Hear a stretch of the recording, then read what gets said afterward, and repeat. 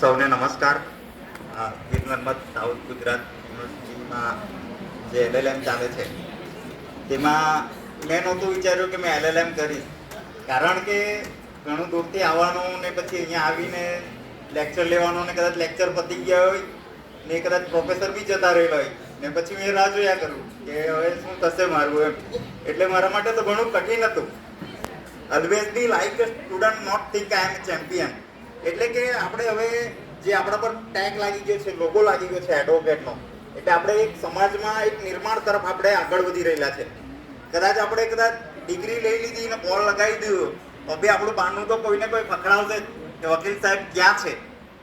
એટલે આપણે હવે સમાજની અંદર જઈને સારું નિર્માણ કરી શકીશું. હમણાં 2 દિવસ પહેલા જ તાપી જિલ્લાના ડિસ્ટ્રિક્ટ જજ રિટાયર થયા, NB પીઠવા સાહેબ.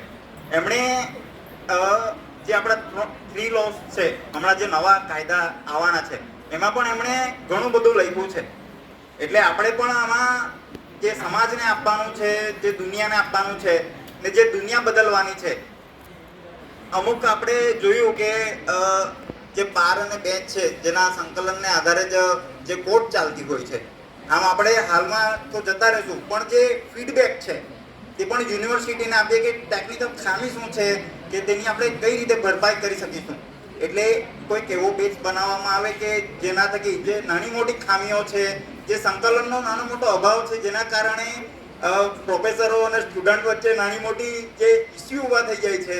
તો આપ સૌને વિનંતી કે યુનિવર્સિટીને બી નાના મોટા ફીડબેક મળે અને સારું એવું નિર્માણ કરી શકીએ. બીજું કે અમે અમારા વિસ્તારની અંદર તો એઝ એ કંઈ ગાઈડ તો નથી, અમે પણ જે બી સ્ટુડન્ટ્સ છે એને કહેતા હોઈએ કે તું અહીંયા જા, તું આવી રીતે એડમિશન લઈ શકશે. હમણાં બી મારી પાસે જે આપણું ઓનલાઈન જે છે એડમિશન, તો તેને લઈને વિષય આવ્યો તો એ છેક નિઝર કુકુરમંડાથી વિષય આવ્યો. હવે ક્યાં નિઝર કુકુરમંડા ને ક્યાં સુરત યુનિવર્સિટી, તો જે અંતર છે જે કિલોમીટરના કે 170 કિલોમીટર દૂર, તે કિલોમીટર ઓછા થઈ જાય ને વિદ્યાર્થીઓને સારી સગવડ મળે એ માટે પણ અમારા પૂરા પ્રયત્ન રહેશે. અને અમે પણ આ યુનિવર્સિટી સાથે જોડાયેલા રહેશું હંમેશા, અને જે બી પણ મદદ મળે ને જે કરવાની થાય તે રાત દિવસ અમે કરતા રહીશું.